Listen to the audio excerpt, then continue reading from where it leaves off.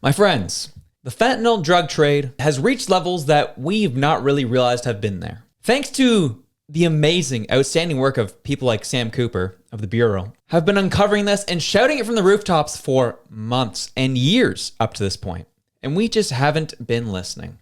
It has taken the right storm to come our way to get our attention. It has taken someone like Donald Trump to threaten 25% tariffs, to threaten the 51st state rhetoric, for us to really understand what is going on. And even then, our bought-off politicians in Ottawa have chosen then to whip up our country into a frenzy to go fight Trump instead of fighting the real issue that is at our borders and within our country. You probably know right now that an episode with Sam Cooper on the Danielle Cambona show is going viral because he comes out and says it plain as day to really get the attention of Canadians. Again, Sam Cooper's been writing on this for years. He's written a book on it called Willful Blindness on this issue. And people have just not really been paying attention. Myself included, if I'm being completely honest. Because I always lived in the world that the CBC would love for me to grow up in. The world that Canada's great. There's no problems here. We don't make any issues with anybody and no one makes issues with us. We're fine. There's no problems going on here. So much so that we won't even have laws to make sure we protect ourselves against such issues. So when we are trained and programmed with that from a young age, and someone like Trump comes along and says, get your border together. Someone like Trump says, you have a fentanyl crisis up there. Someone like Trump says, if you don't get it together, we will then make you the 51st state. And then we hear that and our backs get up. And we hear that and our insecurity as Canadians is we so badly don't want to be like America that when we hear strong rhetoric coming from our president, we get instantly defensive. And it wouldn't take much from our current politicians who are going on CNN and threatening Trump, going on American airwaves saying Canada's great. We don't know what he's talking about. We will work with them, but all the tools are on the table.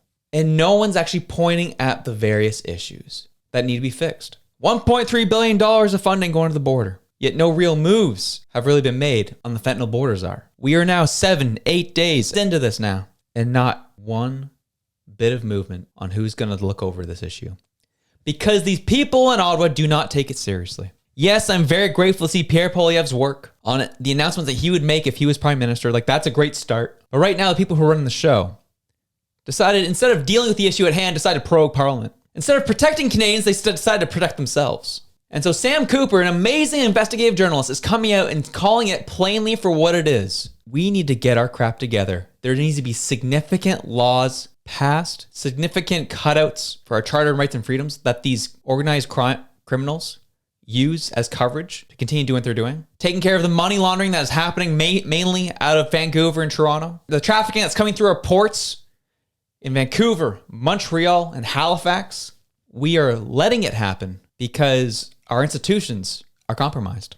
Sam Cooper goes on in this interview to share that Canada is allowing Chinese triad organizations to operate and fund the Mexican drug cartel due to our weak laws. Stuff flows up here. This organized crime will then launder the money out of Canada and facilitate the international crime ring. Sam Cooper even went as far as to say that Canada is on the same level of corruption, an issue with this organized crime as Panama, as Mexico. There's no way a Canadian would say, no, there's no way. It's all about Trump want to take our resources.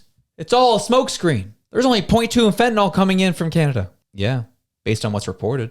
But do you know what else is a dismal number? That only 0.5% of shipments coming into our ports are actually searched and checked for illegal substances and criminal behavior. 0.5%. So there's your number. That's why it's such a low number coming across our border. And the drugs they did catch, they caught 85 tons of fentanyl precursor in 2017, linked to a British Columbia government casino investigation, which involved a group called The Company, as Sam Cooper mentioned. Over 1,000 kilograms seized at a BC port in 2022. And that was what was caught in that 0.5% of searches. How bad do you think it really gets? Especially when you've seen all the news of all the super labs that have been discovered and seized over the past several years, but as well as in the recent months. In BC and Alberta, we're only just scratching the surface, y'all. And these crime rings know exactly where the soft spots are. They go into the mountains of BC, where there's next to no police enforcement. and they go and do their thing. And as Sam was saying in this interview, our politicians know it, and they just don't act. And what caused this interview to go so viral is because of one line. And it's a crazy line, don't get me wrong. I think it's really important. But I hate that it took that to get this on everyone's radar. You've probably seen it by now, but we'll play it for the masses. Daniela, I'm hearing from current and former high-level police officers that say, despite what the Globe and Mail or Daniel Dale at CNN are reporting about, 40 kilograms is it. No, Canadians have no idea the level of criminal money laundering running through our cities that's connected to this. So that's the issue. I just want to add, before we look, where do we go from here? What Mark is saying about a hurricane, that hurricane is going to hit us with 25% or more if we don't put a real fentanyl czar in place. That is someone with credibility that the U.S. government, look, they're not going to be fooled if you put a Justin Trudeau office lackey in that position. They need someone that can assure the American government that the RCMP will work with the DEA if they want to put a wiretap on a triad boss or a cartel boss in Vancouver and Toronto, because it didn't happen before. The last point is, look, this U.S.-Canada strike force on organized crime, I believe the American government is going to want to see legal memorandums of understanding signed with Ottawa saying this isn't just pretty language to put off a tariff.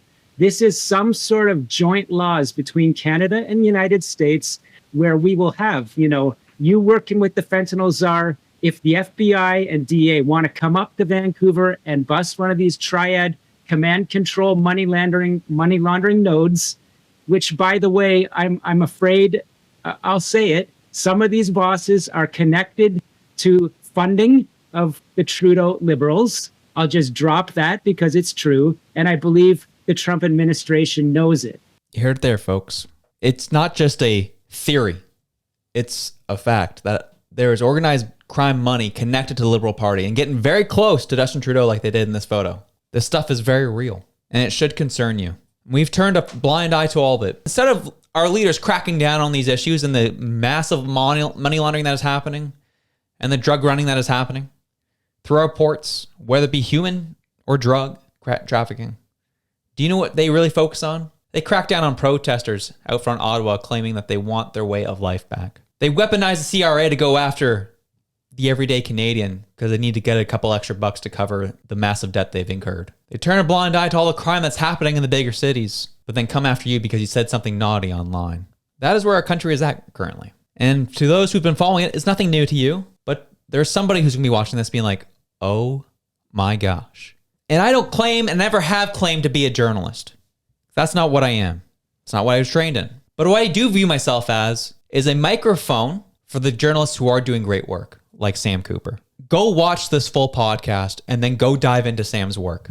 It is fantastic work. All I'm trying to do is just sound the alarm bell and let you know what's happening. It goes so deep. There's another part in this podcast where the other gentleman on the right, Mark Cahodes, who's done a lot of work with a lot of like illegal behavior and tracking down some of these issues. And he's been doing a lot of work with Sam Cooper. He's been working on it since 2014. And he legitimately is connected to and has connections with Eby, knows him very well. And in this podcast, he shares exactly the information and intel that Eby knows. And it's quite the indictment on his leadership. Sam will vouch for me. Am I good friends with Premier David Eby? Sam? Yes, you are. Did I have a significant hand in him rising to political power? Yes, you did. Okay. As did you, Sam, because we exposed Christy Clark for the fraudster, money launderer, tight with the CCP that she is. So Eby and I chatted on Sunday for 12 minutes prior to his address. And I said, there's a simple fix in this for you, Dave. And he said, what's that? I said, as you know, federal Canada has done jack shit for you or British Columbia. And he said, no truer words have ever been spoken. So the feds have done nothing, zero, to support BC on this issue. Nothing. And Eby, you can come out and your best to verify exactly what we talked about. And I said, the fix is you, Dave Eby, Premier of British Columbia, go to Trump in a loud way and say, you know what, sir?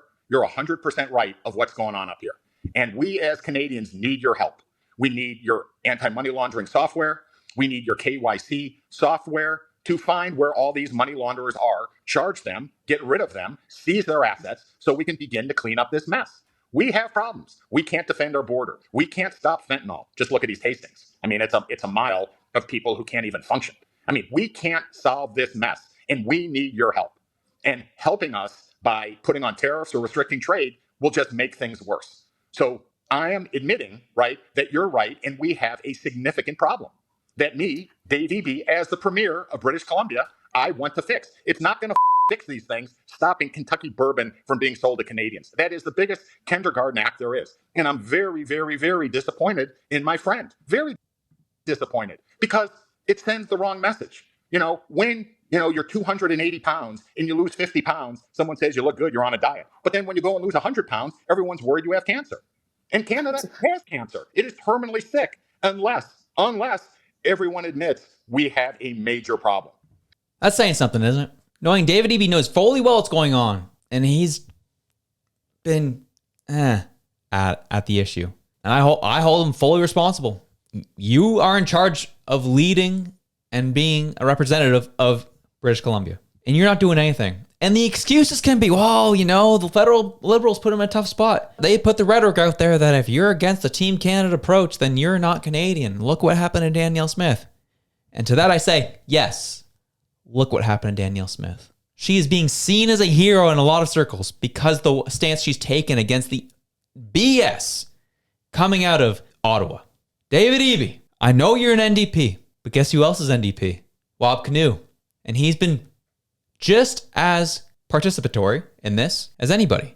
He sees this as a good thing. Maybe he could take it a few strides more, but he's taking it seriously. David, we haven't really been seeing that out of you. And even Sam Cooper puts the nail in the coffin at the end of this podcast on David Eby, him not really addressing these issues. And David Eby knows the problems very well. He has to say a certain line like Mr. Harper does, like Mr. Trudeau does. But I know that Mark and I know that David Eby knows the vulnerability of British Columbia. And people can go to Maclean's. He says that Trump is right. We have deep problems with Mexican cartels, Chinese transnational crime, and fentanyl. Yes. But he says he was surprised with the way Trump came out and threatened them. And David Eby said, we were working with the American officials. The problem is nothing was changing. That's the answer. I didn't like that he threatened us, but the thing is there was no movement. So sometimes threats work.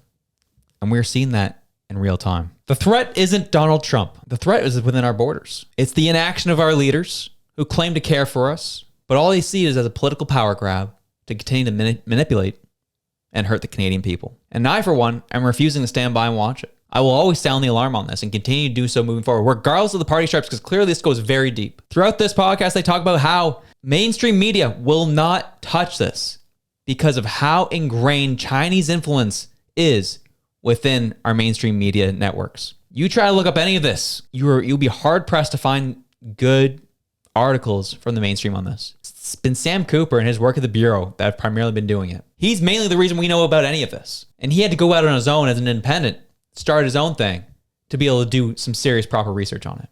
That tells you everything you need to know. And then allows me, shows like ours, to be able to take that message and amplify it. We all play a role in this, and we, with the help of each other, can eradicate all this out of our society. There's a couple quotes that I want to read before we end. Sam Cooper said this: Canadians have been sleepwalking through the dysfunction of our laws, and if we don't stop, we will lose our sovereignty.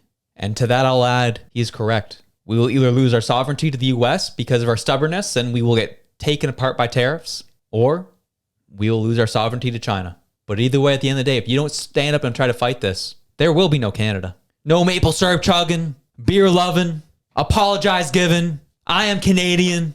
No more of that. It will just simply be just a surface idea, but the identity will no longer be there. And the last thing too, where Sam Cooper mentions that British Columbia is a node of international drug trafficking like Panama, like Mexico, and the US government knows it. They've been trying to work with our officials here in Canada for the better part of the past 10 years on these issues. And we've done nothing with the intel they've given us. So why would Trump trust us? Is it starting to make sense of why the rhetoric is so heightened? Is it starting to make sense yet? As much as Trump is who Trump is, he is not the enemy on this, folks. It's the drug trafficking that's happening. And it's far worse than you even realize it is. And the mainstream media is going to try and paint it like it's not that big of an issue. No, heck yeah, it is a big issue. because we don't do the work to discover that it's an issue. We like to pretend it's not there. Willful ignorance. My friends, there is a fentanyl crisis. There is a homelessness crisis. There is an economic crisis. There is a healthcare crisis. There is an immigration crisis. There is an ethical crisis. And what do I mean by that? The Green Slush Funds docs that essentially froze our parliament back in August, September, still not released. All the scandals that have been committed by this government and no one being held account on any of these issues. All the embezzling of funds. My friends, yes, there is a fentanyl crisis, but we have a crisis in Canada, and liberals and their supporters will try to tell you that it's not happening. We see it in the messaging of the liberals. We see it in the messaging of Mark Carney and the Trudeau, Freeland, and even Singh. Oh, Canada's not broken. No, my friends, Canada is broken. It's been decades. This is not just a liberal issue. This has been happening, spanning over different governments over decades. And some would even point that it started underneath Pierre Trudeau when he allowed China to have more of a foothold in our economy here in this country and then just let them go unchecked. Do you know why our real estate's so high? It's not because of landlords. It's because we've allowed our housing to become money laundering assets within our country. But no one wants to talk about that. So that's why I say I'm done listening to the BS rhetoric and I will not entertain it anymore. Will it still be common conversation? Yes. Will I still try to explain my perspective from a reasonable way? Yes. But I will not be putting up with the misinformation, disinformation coming from this government that continues to flood itself into the rest of Canada. Not going to have it, not interested. And you shouldn't either. And yes, this has got my attention in a big way. Because I've been seeing it kind of happening in the periphery, but admittedly, I've been distracted and haven't been looking too much into it that I need to. But now I am, and here we are. Folks, it's time to get serious. The threat is not outside our borders.